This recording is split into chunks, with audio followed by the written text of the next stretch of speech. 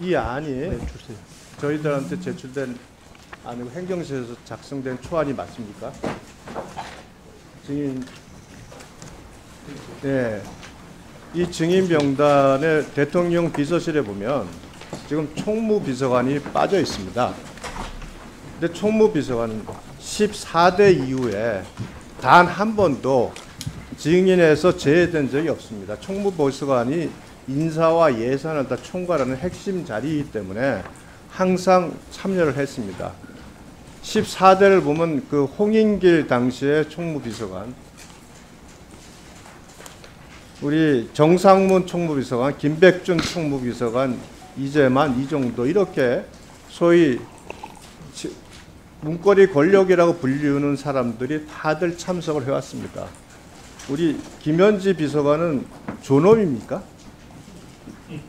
절대 불러서는 안 되는 존엄한 존재입니까? 어떻게 이런 사람을 이런 총무비서관 지금까지 14대 이후에 단 한 번도 빠진 적이 있는 총무비서관을 이렇게 지금 증인 명단에서 배제하는 그 안이 만들어졌는지, 이게 행정실에서도 우리는 분명히 반대 의견이 있었다는 부분을 명시했고 이것은 빠져서는 절대 안 된다.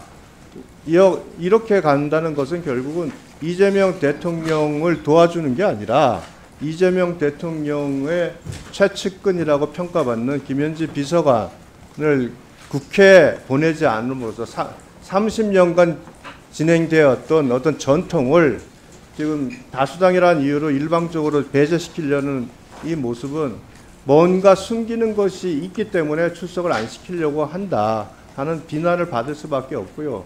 이와 같은 안은 지금 비서관 한 명을 가지고 이렇게 30년에 걸쳐서 지켰던 그 당연히 인정될 수밖에 없고 출석을 해야만 하는 사람을 배제하는 이 안에 대해서는 저희가 받아들일 수가 없습니다. 그래서 이 부분에 대해서는 추가 논의를 해서 반드시 참석을 시켜야 된다는 것이 저희 당의 입장이고,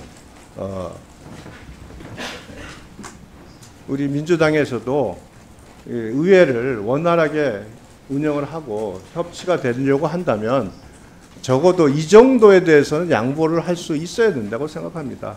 민주당이 용산 대통령실에 이중되고 출장소가 아니지 않습니까? 아니 총무비서관 하나를 여기 출석을 못 시키는 이런 결정을 민주당에서 하고 있는 이 모습, 국민들이 보면은 그 뭐로 보겠습니까? 국민들께서는 아마 지금 민주당이 용산에 이중돼 출장소라고 보지 않겠습니까? 그리고 반드시 출석을 시켜야 된다고. 자, 문유석 의원님 반대 토론해 주십시오. 이재명 정부는 어려운 경제 상황이었지만 코스피 3,500을 바라보고 있고, 또 복잡하고도 녹록치 않은 외교 상황에서 성과를 내기 위해서 정말 고군분투하고 있습니다. 어제는 대통령실 최초로 특활비를 공개할 정도로 이렇게 투명하게 대통령실도 운영하고 있다. 상황이 이럼에도 불구하고 우리 이재명 정부가 새로운 정부가 되면서 정부 조직법을 정말 정부 조직을 개편해서 더 많은 성과를 내겠다, 국민을 위해서 더 많은 성과를 내겠다고 이렇게 하면서 정부 조직법을 우리 여당과 함께 추진하고 있는데, 국민의힘에서는 정부 조직법 개편에 대해서 협조는커녕 필보를 예고하고 있을 정도로 매 사안마다 발목 잡기, 정쟁하기, 뭐 이런 국민의힘을 모습을 보면 국정감사를 조용하세요. 들어보세요. 나 가만히 듣고 있었어. 예. 보통 정부 6개월은 허니문 기간이라고 해서 정부의 협조적인 게 그동안 관례였습니다. 총무비서관 국정조사에 나오는 것도 관례였죠. 그러면 야당이 관례대로 지금 하고 있습니까? 결국은 김현지 비서관보다 더 많은 권한을 갖고 대통령실을 운영에 관여하는 게 비서실장 아닙니까? 그러니까 비서실장한테 따져 물어도 충분히 국정감사에 지장 없다 이렇게 생각하는데, 그럼에도 불구하고 관례대로 총무비서관을 불러내야 된다라고 주장하는 것은 일견 동의하지만 정쟁으로 삼으려고 하는 국민의힘 의도에 우리는 동조할 수가 없다. 지금 그렇지 않습니까? 허니문 고사하고 지금 대선 불복까지 지금 주장하고 있는 거 아닙니까? 대선 불복 주장하잖아요. 최고위원회에서 김민수 최고위원 뭐라고 합니까? 이재명 대통령 당장 끌어내야 된다고 이렇게 주장하지 않습니까? 그럴 정도로 국민의힘이 솔직히 말씀드리면 공당이 아니에요. 공당이 하는 거 보면. 말을 그렇게 해요. 공당 아니죠? 공당입니까? 그러면 그게? 아니 예? 공당이에요. 김현지를 불러내라는데 조용히 해보세요. 김현지 못 부른 이유가 있어요. 김현지를 못 부른 이유가 있다고요. 뭐가 할 말이 없어요. 들어보세요. 들어보셔. 자, 잠시만요. 잠시만요. 네. 주제에 집중해 주시기 바랍니다. 정쟁을 일삼아서 국정을 공경에 빠뜨리려고 하는 의도 아닙니까? 지금까지 진행된 걸 보면 결국은 우리 민주당은 협조할 수 없다. 왜 국민의힘이 정쟁거리로 삼으려고 하는데 우리가 그걸 협조합니까? 그래서 제가 거부한 겁니다. 협조 못한다. 국민의힘이 이성을 회복하는 거지 않으면 절대 협조할 수 없다. 저는 그렇게 우리 민주당 입장입니다. 먼저 저 신청해 주신 분부터 하겠습니다. 저 존경하는 조지현 의원님 말씀해 주시기 바랍니다. 네, 경북 경산의 조지현입니다. 협치 말씀하시는데 민주당부터 협치하셔야 된다 생각합니다. 지금 허니문 기간이다 뭐 얘기하시는데 지금 과거 이 사례를 보면 임기 초에도 총무비서관은 다 나왔습니다. 김대중 정부 때도 임기 초에 나왔었고 노무현 정부 때도 임기 초에 나왔었고 잠시만요. 이거 문재인 정부 때도 끊어주세요. 임기 초에 나왔습니다. 토론하고 있잖아요. 잠시만요.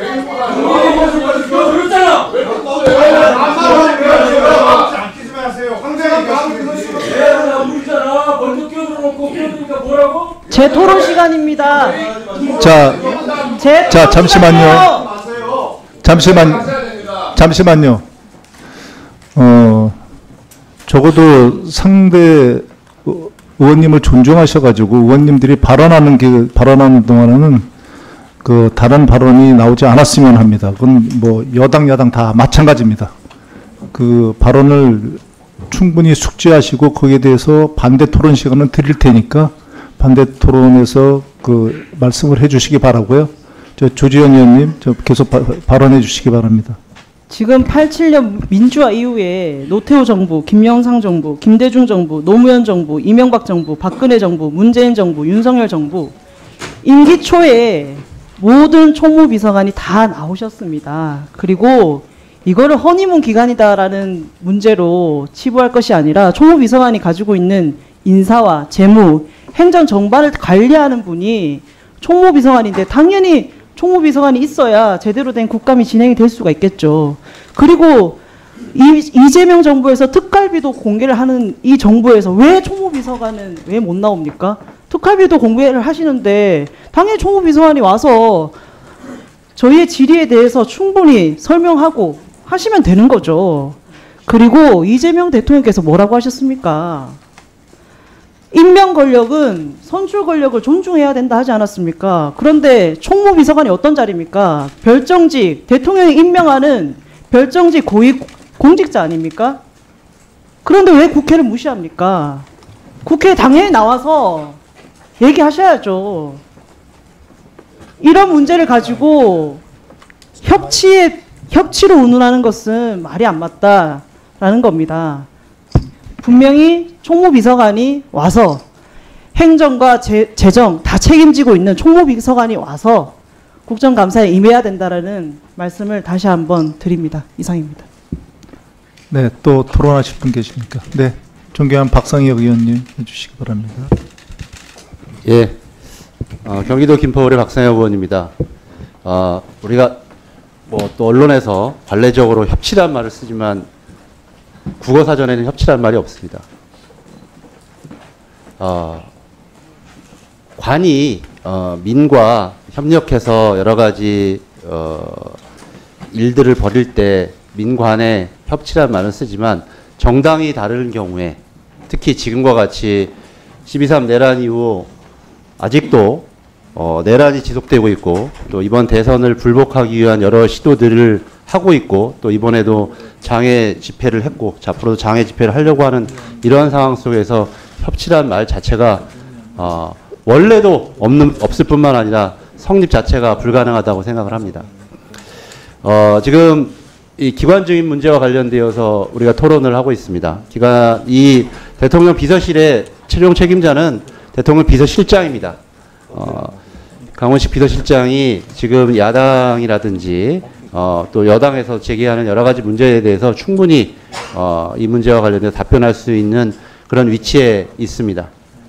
그렇기 때문에 비서실장으로 하여금 다양한 사안들에 대해서 답변할 수 있도록 국감 증인으로 채택하면 전 충분하다 생각이 들고요. 또 여러 가지 뭐 지금 대통령 비서실의 직원들이 국가적인 위기 상황을 맞아서 해야 할 역할들도 충분히 있을 거라고 생각합니다. 지금 준비된 대로 대통령 비서실장과 그 필요한 안보실장, 그 다음에 경호처장 등 책임 있는 당사자들이 나와서 국감에 충분히 응할 수 있도록 위원장님께서는 국감 증인을 준비된 대로 여야 협의가 어렵기 때문에 준비된 대로 채택해 주실 것을 촉구드립니다. 이상입니다. 잠시만요. 계속 논의해도 이게 오늘 좁혀지지 않겠죠? 의견이? 그럴까요? 그러면 한 분씩만 더 하도록 하겠습니다. 네.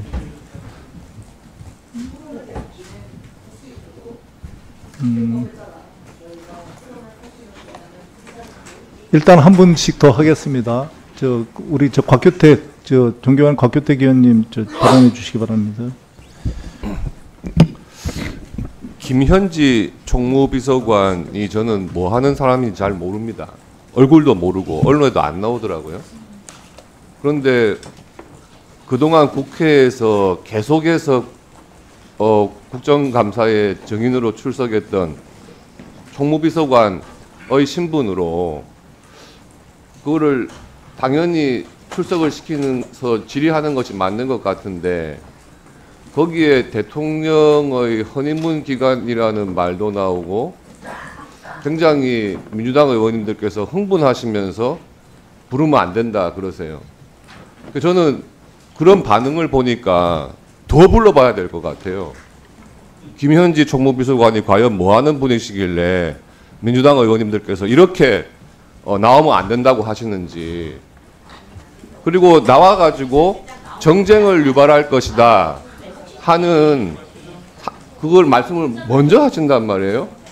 아니 김현지 총무비서관이 뭐 하는 사람이길래 그 대통령실에 살림살이 하는 분 아닙니까? 그런데 이 사람이 나오면은 정쟁이 유발된다. 저는 정말 이해가 안 됩니다. 총무비서관 한 명이 나오는데 왜 정쟁이 유발될 것이라고 미리 예측을 하시는지. 그래서 저는 더 불러봐야 될 것 같아요.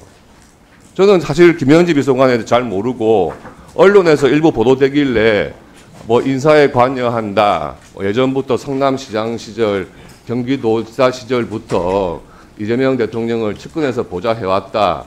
그러면은 능력 있는 분이겠죠. 그 정도로 생각하고 있었는데 대통령 허니문 기간까지 나오면서 정쟁이 유발될 것이 분명하다 하시니 반드시 불러서 그 실체가 어떤 분이신지 한번 확인을 해봐야 될 것 같습니다. 꼭 불러봅시다.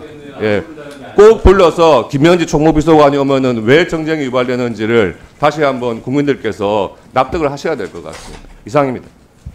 자, 다음은 존경하는 신장식 의원님 발언해 주시기 바랍니다. 네, 우리가 국감에서 증인, 기관 증인이든 누구든 증인을 불러서 이야기를 출석시켜서 이야기를 듣는 이유는 그들로부터 사실, 진실을 듣기 위한 거잖아요. 거짓말하는 거 들으려고 사람 부르는 거 아니잖아요.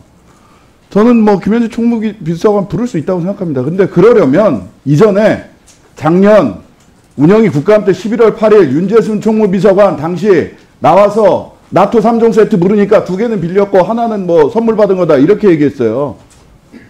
정진석 비서실장, 김성훈 경호처 차장 다 거짓말했어요. 국감에 나와서. 그 제가 지난 운영위원 전체회 때도 계속 말씀드리는 거 아닙니까? 지금 문진석 수석께서는 그분들 윤재순 총무비서관, 전 총무비서관 고발하는 거에 동의하신다고 그러셨어요. 국힘 의원들께서 운영위 전체 이름으로 윤재순, 정진석, 김성훈 국감법 국회 증감법 위반으로 고발하는 거에 동의하신다면 저는 김현지 총무비서관 부르는 거에 저는 동의합니다. 일단 고발부터 하자고요. 뭐 그 정도는 돼야 되잖아. 우리 뭐 불러와서 거짓말해도 아무 제재도 하지 않는데 사람만 불러 앉혀놓으면 뭐합니까? 작년 거 고발부터 하고 넘어갑시다. 예. 거의 동의하시면 저는 이 국민의힘 의원님들 김현지 부르자 그러는 거에 동의할게요. 그거부터 하세요. 자, 다음 존경하는 김은혜 의원님 발언해 주시기 바랍니다.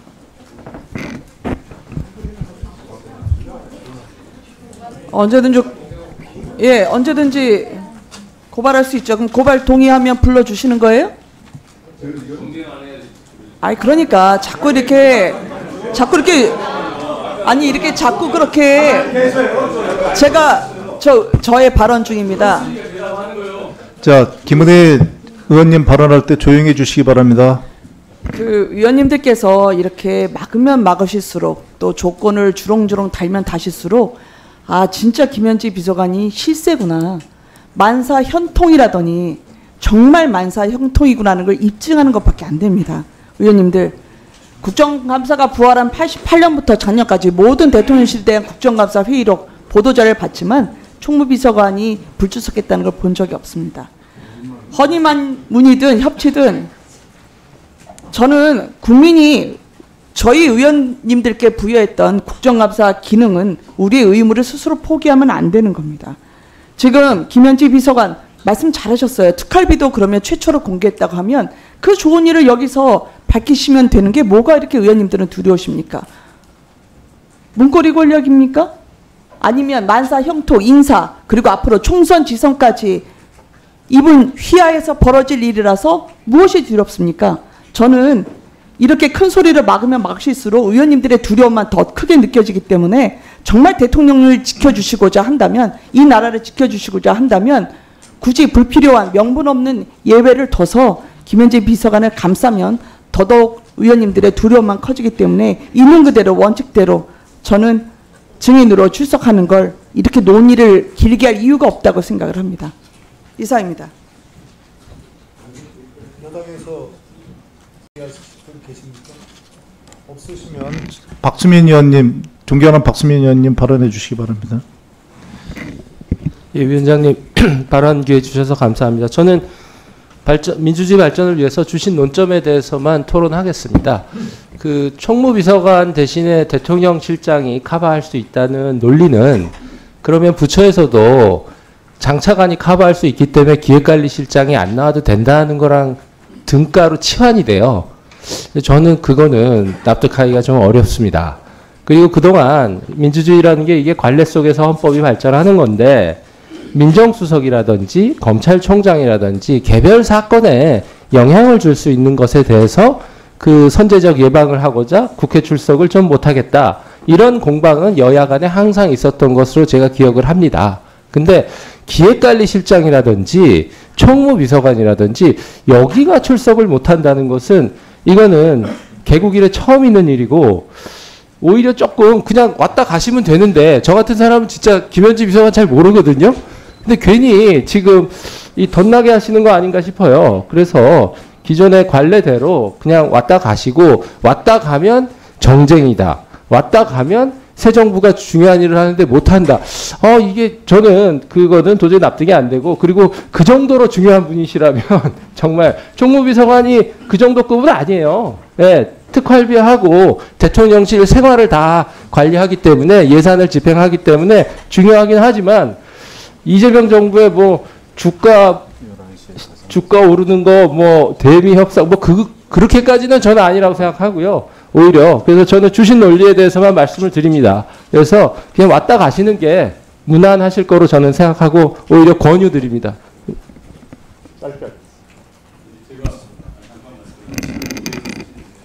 네, 짧게 듣고 기회 드리겠습니다. 네. 김현지 총무비서관을 부르는 것이 두려운 것이 아니라요. 국민의힘의 그동안 행태를 제가 고발하는 겁니다. 국민의힘이 정부 조직법에 대해서 정말 이게 정부 조직법에 무제한 토론을 걸 일입니까? 이렇게 비협조적인 거기 때문에 자 국민의힘에서 그토록 총무비서관 부르고 싶으면 이런 거 협조하라는 얘기예요. 이런 거 협조하면 우리도 협조할 수 있다는 얘기예요. 두려운 게 아닙니다. 총무비서관 부르는 게 뭐가 두렵습니까? 아까 조지현 의원님께서 말씀하셨죠. 인사, 뭐 예산 이런 것들 물을 수 있다. 당연히 물을 수 있죠. 그렇지만 국민의힘 그동안 행태를 보면 당장 내일 일반 법안조차도 필보를 걸겠다는 이런 문자가 돌고 있잖아요. 그렇게 하면서 무슨 협조를 요구할 수 있겠어요, 우리한테? 우리도 못한다는 거예요. 그게 제 말의 핵심입니다. 무서워서 안 부르겠습니까? 두려워서 안 불러요? 그런 게 어디 있습니까? 다 부를 수 있지. 아니죠. 국민의힘에서 그토록 요구하니 우리도 못 들어준다는 거예요. 우리 요구를 들어주라. 정부 조직부에 협조하세요. 그러면 불러낼 테니까. 됐습니까? 그게 그러니까 바꿀 정도 감이 아니라 자, 말씀 끝나셨으면 잠시만요. 아니 잠시만요. 기회 드릴게요. 우리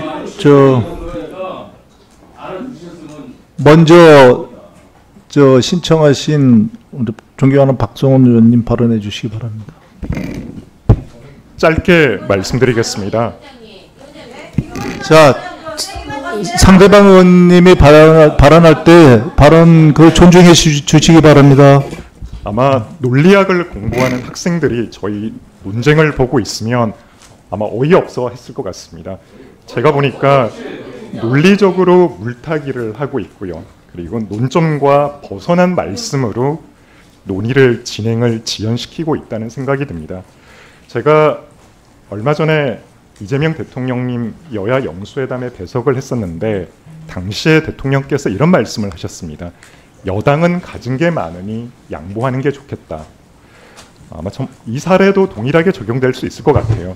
그동안 30년이 넘게 총무비서관이 국정감사의 증인으로 채택돼서 출석한 적이 없습니다. 그 예외를 깨기 위해서는 그런 상식과 보편성에 어긋나는 그런 행동을 하기 위해서는 충분한 논리와 설명이 있어야 되는데 그런 설명과 논리를 지금 여당 의원님들이 제시를 하지 못하고 있다는 생각을 합니다. 이 부분은 아마 방송을 통해서 보고 계시는 국민들께서 판단하시리라고 생각을 하고요. 저는 반드시 이 사람이 나와야 된다. 이 사람이 없으면 국정감사가 안 된다. 이런 차원이 아니라 우리가 그동안 지켜왔던 이런 논리, 그동안의 관행을 뒤집을 만한 그런 필요성이 있는지를 한번 스스로에게 물어봐야 되지 않을까 싶습니다.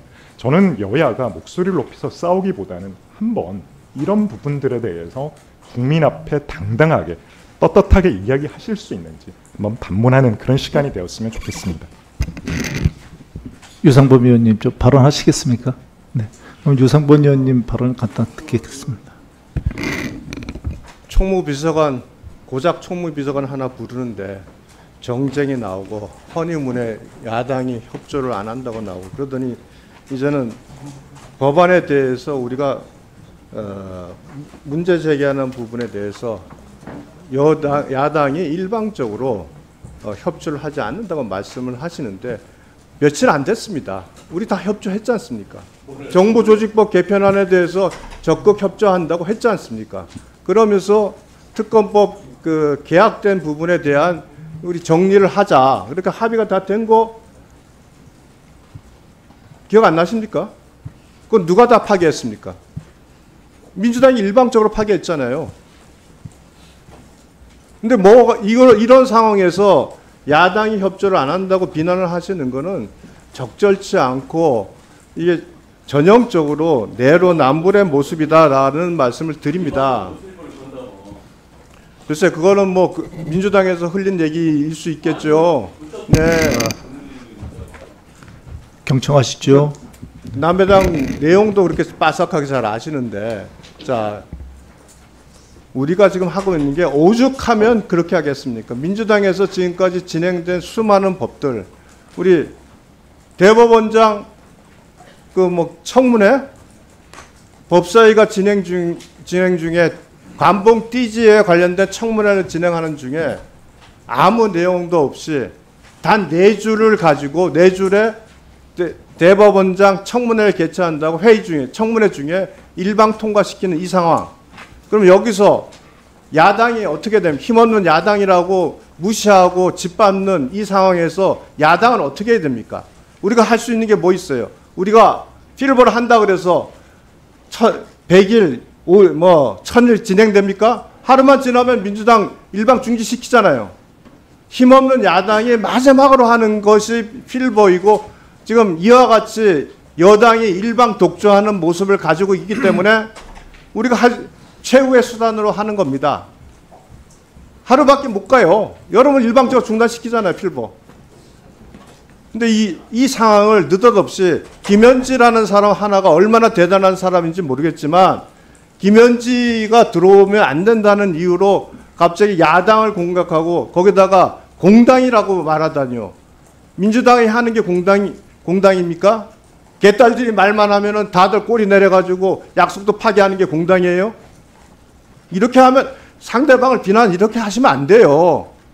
우리도 노력하고 우리도 합리적으로 하려고 했어요. 그래서 합의까지 나간 거 아닙니까? 굴욕을 감수하면서. 자, 잠시만요. 지금 토론을 신청해 주신 분들은 다음에 우선권을 드리겠습니다. 토론을 잠시 중지하고요. 이게 얘기가 오늘은 거수 표결을 하지 않도록 하겠습니다. 간사간에 좀 더 협의하셔가지고요. 이 건에 대해서는 오늘 의결하지 않고 다음에 의결하는 거로 하겠습니다. 이의 없으시죠? 네.